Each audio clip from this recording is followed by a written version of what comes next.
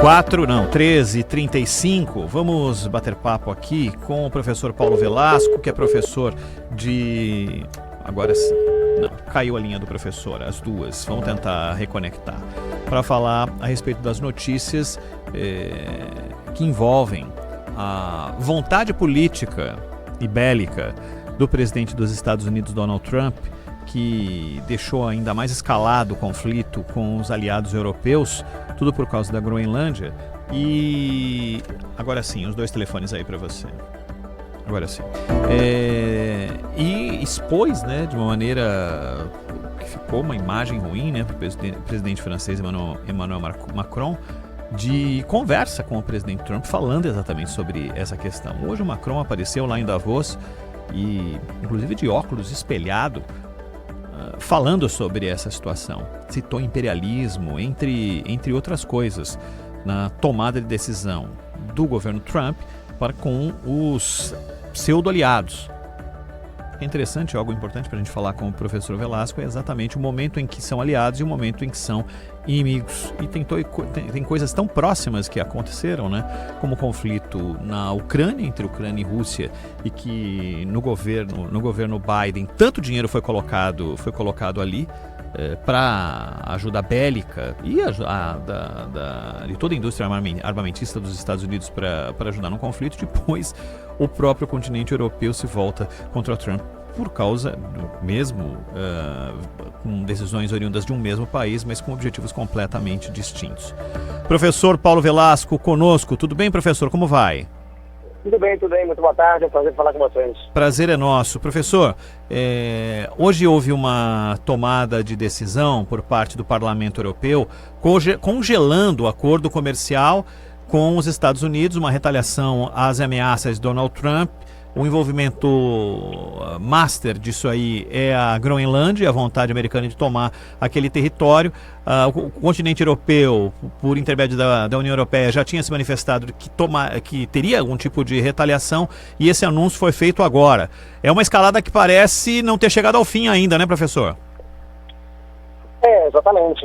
Acho que o Donald Trump, nesse início de 2026, não apenas ação controversa na Venezuela, mas colocando em xeque décadas de uma aliança atlântica com países europeus, por um capricho de incorporação da Groenlândia à soberania dos Estados Unidos, e naturalmente os europeus não podem ficar inertes diante de uma ação que atenta contra a soberania dinamarquesa há tanto tempo exercida sobre a Groenlândia. Por enquanto, uma resposta europeia no âmbito comercial, torçamos para que não escale para além disso, mas em situação de Donald Trump, que acaba de completar hoje um ano de governo, a gente sempre fica temeroso de que a coisa possa piorar, na medida em que um governante que revela um desprezo absoluto pelas noções mais básicas e fundamentais do direito internacional. Então, o bloco europeu tinha que ter algum tipo de resposta.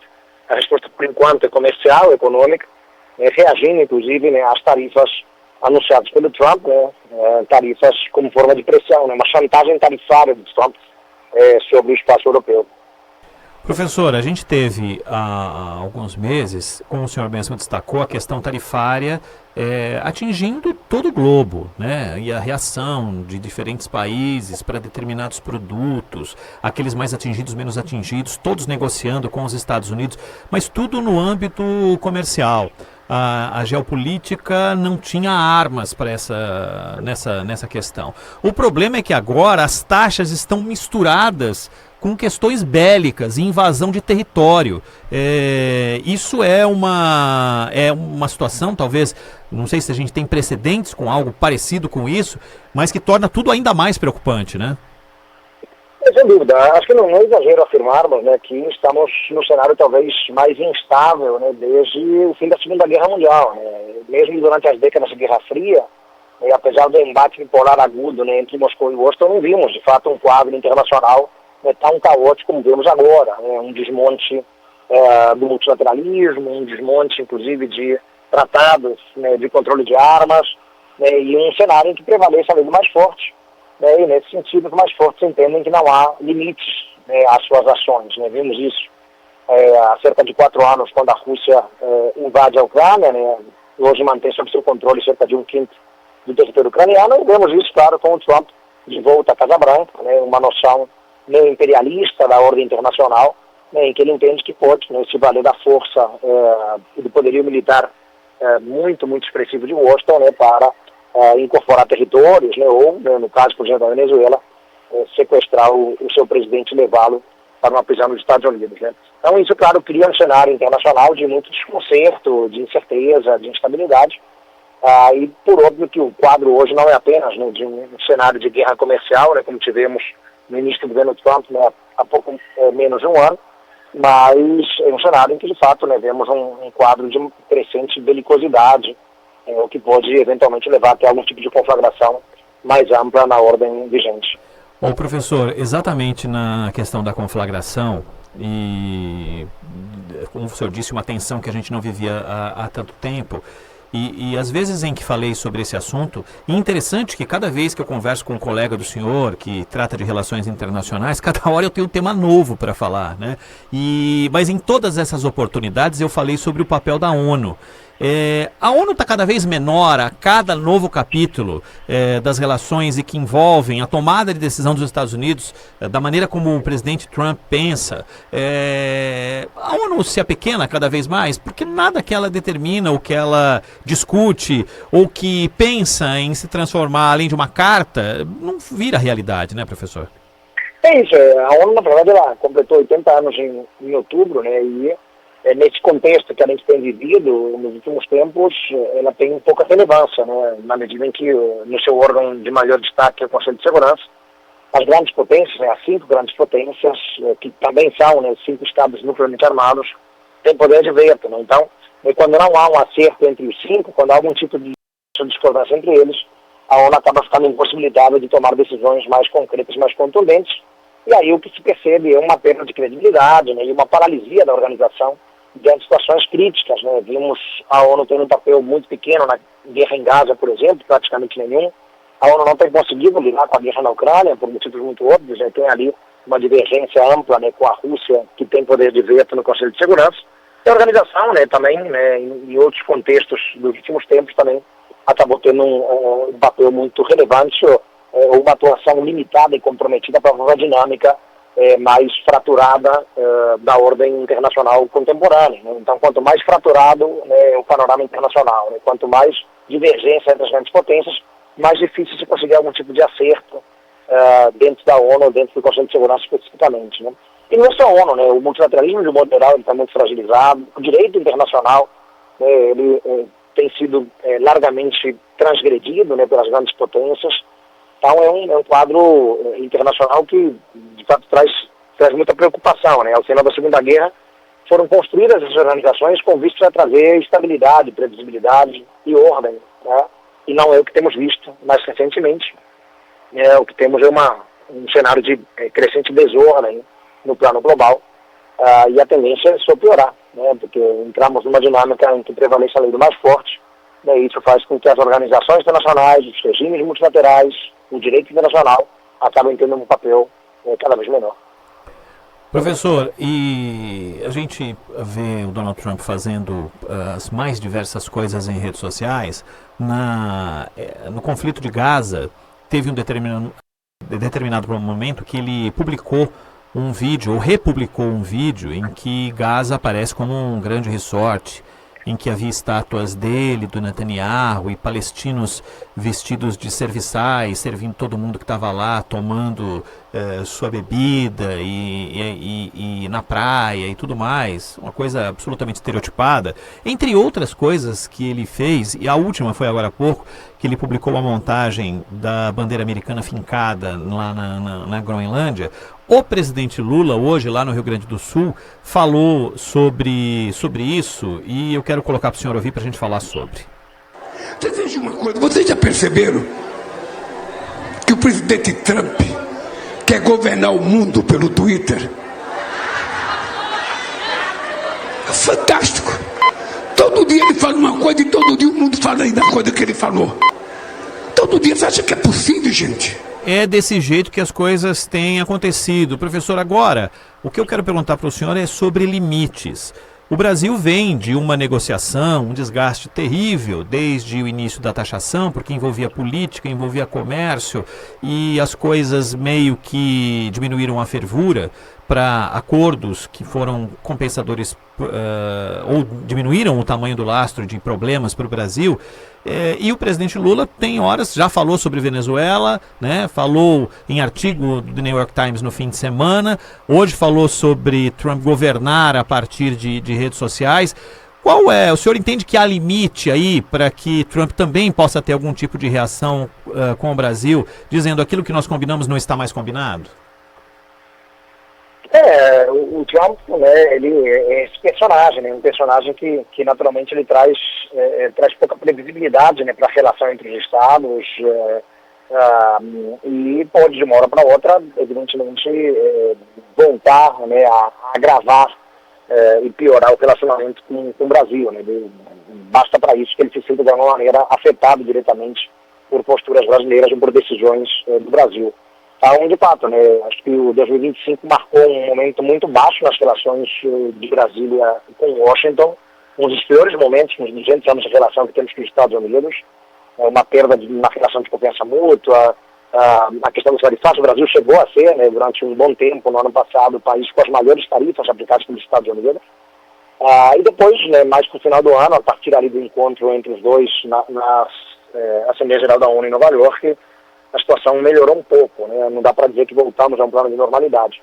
Mas para piorar não custa muito, né? Basta, de fato, o Trump voltar, né, por algum motivo, a implicar com o Brasil, lembrando que não há maiores motivos para qualquer tipo de desavença grande entre Brasil e Estados Unidos, né? Nos pautamos, em grande medida, né, por interesses compartilhados, mas o Trump é um personagem, né, do modo como ele tem governado Washington, que atenta muito o modo como o Brasil entende a ordem internacional, né? O Brasil, por tradição, é um defensor da soberania, da não intervenção, da autodeterminação dos povos, da integridade territorial, do direito internacional de modo geral, do não uso da força. E o Trump vai um pouco na contramão disso tudo, né? Então, para voltarmos a entrar em rota de colisão com os Estados Unidos, de fato não custa muito, né? E isso, claro, poderia, né, causar contratempos e prejuízos grandes ao Brasil, né, em termos econômicos, né, geopolíticos e tudo mais, né? Não interessa ao Brasil ter uma relação azeda, né, com os Estados Unidos, né? Não interessa algum tipo de divergência mais ampla com Washington, mas, né, do modo como as coisas têm caminhado,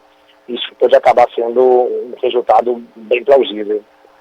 Professor, outra coisa que eu sempre converso com outros colegas do senhor é que, o noticiário tem imposto esse tipo de situação, é que um conflito tem superado o interesse pelo outro e a gente deixa de falar. Parece incrível, mas a gente está só há 3 semanas, menos do que 3 semanas, da derrubada de Maduro e invasão americana em território venezuelano e a prisão de Maduro lá nos Estados Unidos, entre inúmeras outras coisas, a vice sendo a representante do chavismo que lá está, mas tudo ainda muito nebuloso.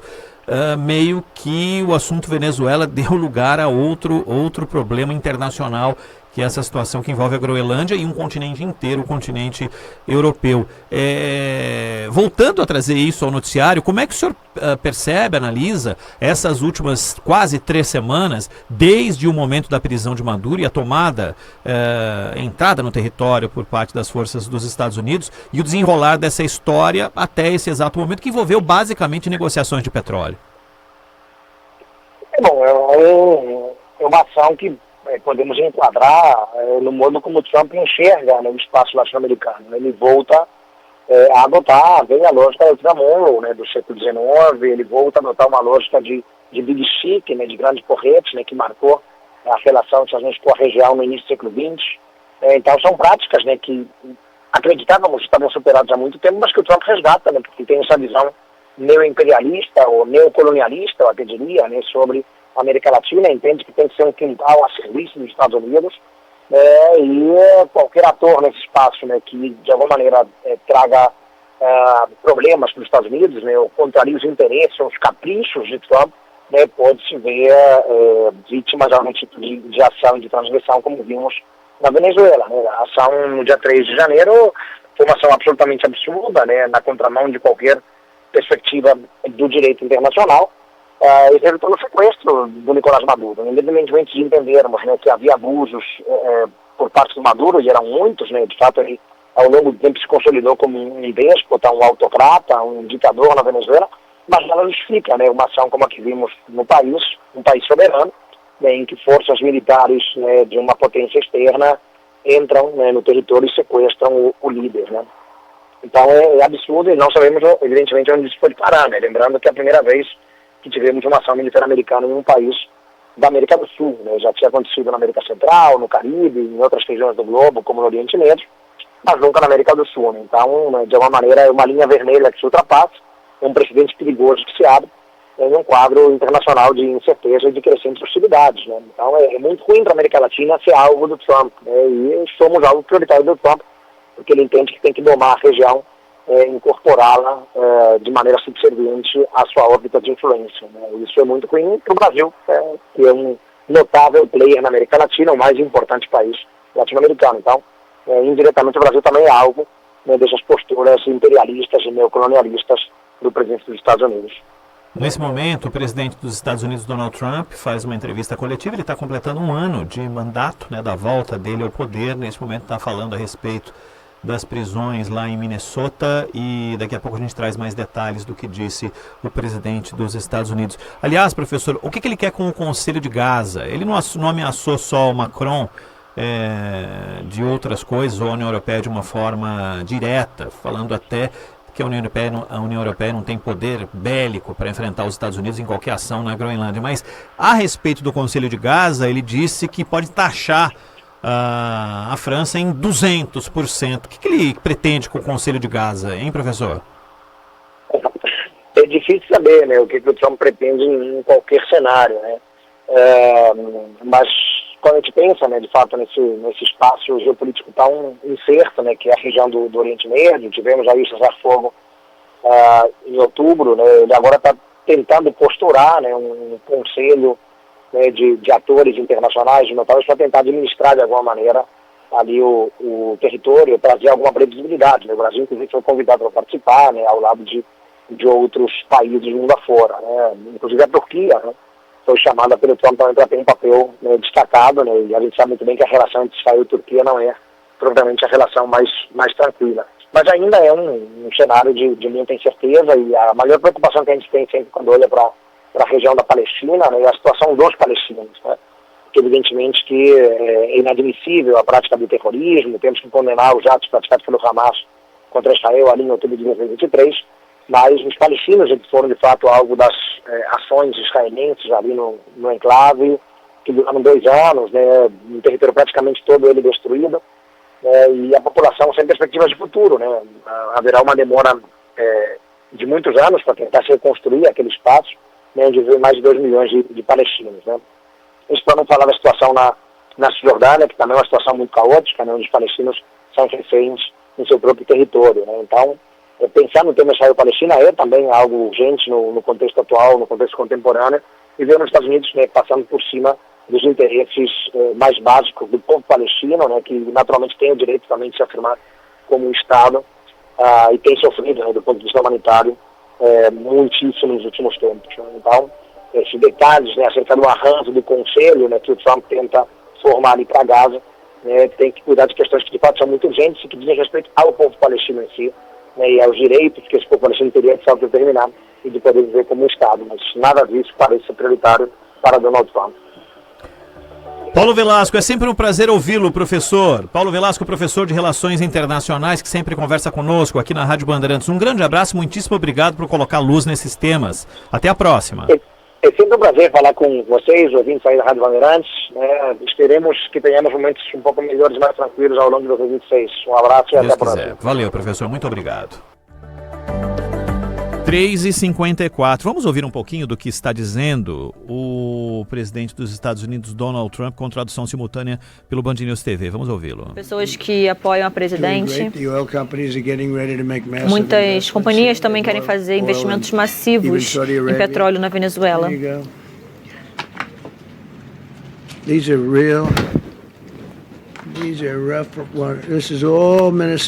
Tudo isso aqui que vocês viram, essas fotos, foi só apenas o primeiro estágio. Em Minnesota, e essas pessoas, vamos ver.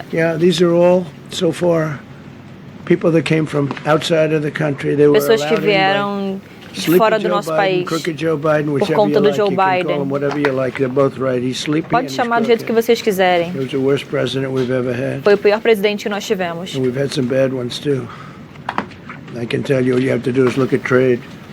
Nós tivemos outros ruins também, eu posso dizer isso para vocês.